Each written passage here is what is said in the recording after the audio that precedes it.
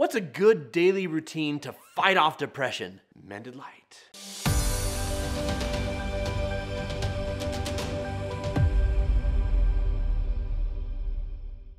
Welcome to Ask a Therapist. In this segment, you all sound off in the comments. Let me know things you'd like me to respond to, questions that you have. Today's question is, what is a good daily routine to fight off depression? So something to recognize about depression, and then I'll answer this question, but I have to set the stage. Gotta set the stage. Is depression, we often feel pathetic because tasks that seem easy for somebody else, for us, just feel like climbing a mountain. Just getting out of bed some days, right? Just taking a shower. And we beat ourselves up and we say, what is wrong with me? It's just a shower. It's just getting out of bed. It's just making breakfast. It's not a big deal. Anybody can do it.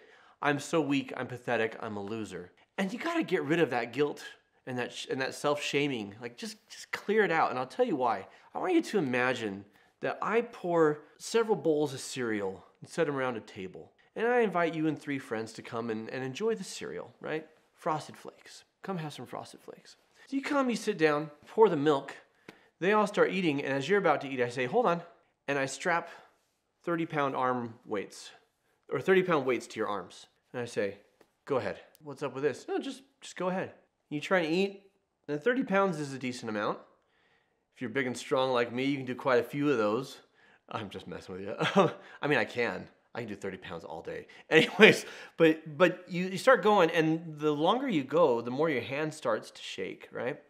And the more it starts to get difficult, and then you're trying to get to the bottom of this bowl, and you can't really lift your arm anymore, and you can't finish, and everyone else is long since done. They ate their Frosted Flakes and went on with their day. Now, no one would say in that circumstance, what is wrong with me? Because it's clearly not you, it's the weight. Depression is the exact same way. Trying to do things when the gravity of depression is just keeping you held down and you don't want to move and you don't care about things you used to care about and you're not passionate about the things you used to be passionate about and you have a nonstop stream of negative thoughts about yourself and about the world you live in. And it feels like there's no hope, there's no drive, there's no motivation. It's hard and it's real and it's a very real weight that you didn't choose. Of course things are easier for people who aren't held down by that weight, but the fact that it's psychological doesn't make it any less real. It's like when Harry Potter says to Dumbledore, is this real or is it just happening in my brain? And Dumbledore says, well, of course it's happening in your brain, Harry. Why on earth should that mean it isn't real? Depression is a very real weight. So what's your routine? First things first, be realistic. Don't set yourself up for failure and then you'll feel like a failure and then you'll stop trying, right? Don't set these lofty, ambitious goals. It's better to start with something small that you think is probably too small and then do it and it's either, okay, that actually wasn't that big a deal, so tomorrow I'll go bigger. Or, oh, that was a harder thing for me to do than I thought it would be, but I was able to accomplish it, right? You want to push yourself and challenge yourself, but you don't want to, baby steps, right? Baby steps moving forward. So the first thing that I tell people, if you're depressed, they come to therapy and they want help with depression, and I ask them about how they're eating, whether or not they're getting enough sleep or too much sleep, and whether or not they're exercising. And then they'll say, my therapist thinks I'm fat and he wants me to work out more. And I'm like, it's got nothing to do with that. I want you to exercise for sanity, not for vanity. It's not about appearance. It's not about washboard abs. It's about dealing with all that crap inside of you, all of that anguish, all of that weight, all of that heaviness, because exercise releases endorphins that are feel good, right? They're very positive. So how does that play into the routine? Well, in order to exercise, you got to get out of bed.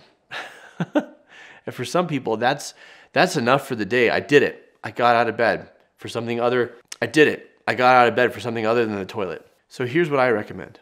Shower. Shower and dress. You want a routine to fight depression? Shower and dress. That's it. Start with that.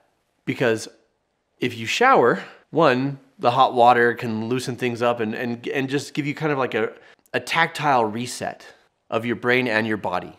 I can't tell you how many mornings I wake up grumpy and exhausted and I take a hot shower and I'm like, I'm okay. Take the hot shower. The reason getting dressed is so important. If you get up and you shower and you get dressed, not in pajamas, but get dressed for the day, do your hair, right? Do your makeup, whatever. Even if you're not going anywhere, just do that. Number one, it gives you the feeling of, I did something that I didn't want to do, that was difficult for me, but I did it. And psychologically, it's like if you're in a slump, if you're a baseball player and you're in a slump and you just keep getting struck out, just connecting once with that ball, with a good line drive, can break you out of that slump. Just from feeling like, oh, I can do this. In college, I dated somebody, was crazy about her, wanted to marry her, didn't work out, and I was in a funk for like 3 months. And then there's a young woman in a class I was in who, we flirted with each other. Nothing big, just college kids, simple, innocent flirting. But it made me feel good, and I felt attracted to her. And just the feeling that I could feel attracted to somebody else kind of broke me out of that slump. I'm like, okay, I can feel this again. It's not like I had my one shot at love and I blew it. Similarly, if you get up and you get dressed and you do this you shower and you dress and you didn't want to do it, it can start to break you psychologically out of the slump. Like a baseball player finally connecting with the ball of, I did this much, I wonder what else I can do. And some days it'll be nothing. Some days, if I were your therapist, you'd be like, Jonathan, I showered and I dressed and it nearly killed me. But I sat on top of my bed and I was on my laptop or I was on the TV all day, and I'd be like, nice, you did it. It's a big first step. And it's probably, you just need to maintain that for a while. But a lot of people find when they're depressed, they have a whole list of things in their mind that they need to accomplish that they're not accomplishing because they're spending their days just in bed feeling defeated and feeling like there's no point. And if they shower and they dress, they're more prone to be like, well, I mean, I'm already dressed. I guess I could go do some stuff. And they grab their keys and they go. And then they start to do. So my advice is shower, dress, right? And then start to incorporate exercise and incorporate something called Enlightenment time. This comes from a program called Who I Really Am. Enlightenment time is, I'm going to take some time in meditation, or I'm going to take some time in reading, or I'm going to take some time watching a TED Talk, but something that's good for my brain and something that's good for my soul. I was in Egypt with my family last year. Met a Muslim man who just talked about how much the Quran meant to him and how much it centered him and how it brought him peace and how it gave him guidance. And I'm not promoting Islam or any other religion on Mended Light. I am saying for him, that was his Enlightenment time and his enlightenment time. That is what grounded him. Like he took that time and then he felt every day like he had a purpose.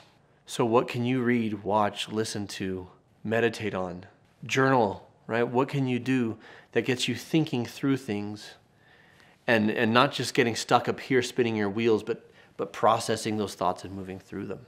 Make yourself food. 2 weeks ago, I was very depressed. I had a don't want to get out of bed day, and so I didn't. I stayed in bed all day. I was on my computer. I was working, and I was watching Netflix or whatever, but I didn't eat. If I had had food by the bed, I would have eaten, but I didn't feel like getting out of bed to go get food. It was like 30 feet away, 40 feet away. And then finally in the evening, I was hungry enough that I got up and I fixed myself something simple. And it was amazing how much happier I felt and that the world wasn't hopeless and that everything wasn't purposeless. And, just because I ate, make sure you eat and not crap. I mean, there's a time and place for Doritos, but give your body what it needs. Fresh fruits, fresh vegetables, whole grains, protein in particular will help you get up and get moving. There's a strong connection between mind and body. And then make sure you go to bed early. A lot of times we're depressed. We stay up late just trying to distract ourselves from the nothingness of it all. And then we sleep in and we wake up feeling sad and sluggish and we just keep it going. Go to bed early. Get up early. Reset, right? Reset your routine. So these are my stray thoughts on a daily routine to combat depression. I hope you found them helpful. If you dug this video, I've got another Ask the Therapist for you, how to heal from a friendship breakup. And if you haven't been checking out all the videos here on the channel, we've got a bunch of different categories. Married to a therapist, crap therapists say, ask the therapist, that gets therapized, the therapist reacts raw. Really diversify and check things out and enjoy what we got going on here. If you need support, go to mendedlight.com. We've got a membership site and we've got a team of specialists who are able to help you. So go check that out, mendedlight.com.